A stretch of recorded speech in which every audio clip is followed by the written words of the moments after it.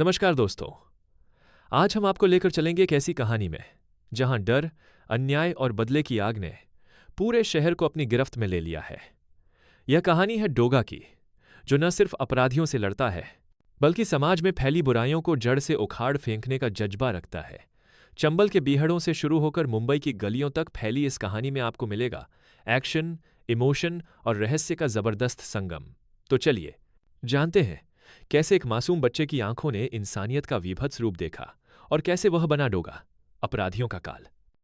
चंबल के बीहड़ों में पुलिस और डाकुओं के बीच छिड़ा था जबरदस्त संघर्ष।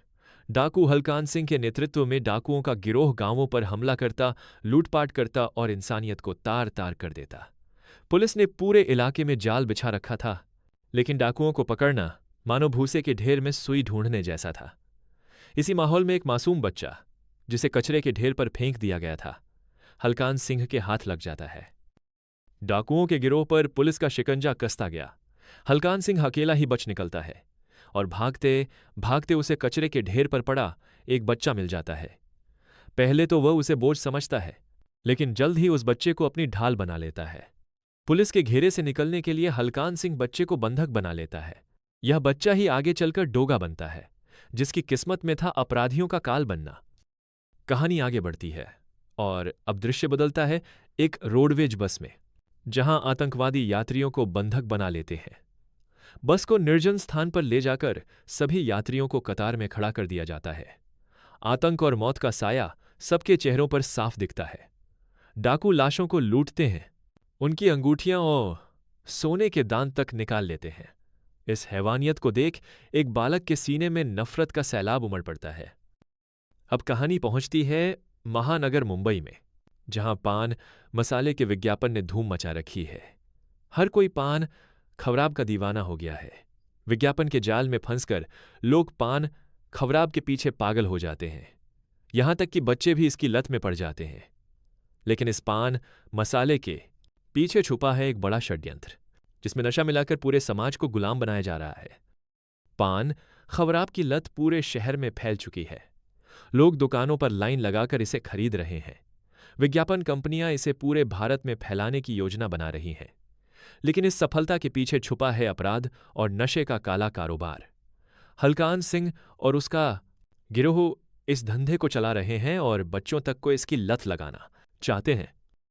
अचानक शहर में सनसनी फैल जाती है जब मंत्री हलकट सिंह के बंगले को उड़ाने की धमकी भरे पोस्टर लग जाते हैं। प्रशासन सख्ते में आ जाता है और मंत्री की सुरक्षा के लिए कर्फ्यू लगा दिया जाता है। पूरे इलाके को खाली करा लिया जाता है और ब्लैक कैट कमांडोज की तैनाती हो जाती है। लेकिन असली खतरा अभी बाकी है, क्योंकि डोगा की एंट्री होने वाली है। कर्फ्यूग्रस्त इलाके में सन्नाटा पसरा है, लेकिन अचानक एक रहस्यमय शख्स की एंट्री होती है। वह 25वीं मंजिल से नीचे उतरता है, ब्लैक कैट कमांडोज को चकमा देता है और मंत्री के बंगले की ओर बढ़ता है। उसकी रगों में लावा बह रहा है, सीने में न्याय की चाबुक है और जिस्म में फौलाद। कोई गोली, कोई सुरक्षा उसे रोक नहीं सकती। यही है डोगा, अपराधियों का काल। डोगा की एंट्री के साथ ही शुरू होती है मौत की बारिश।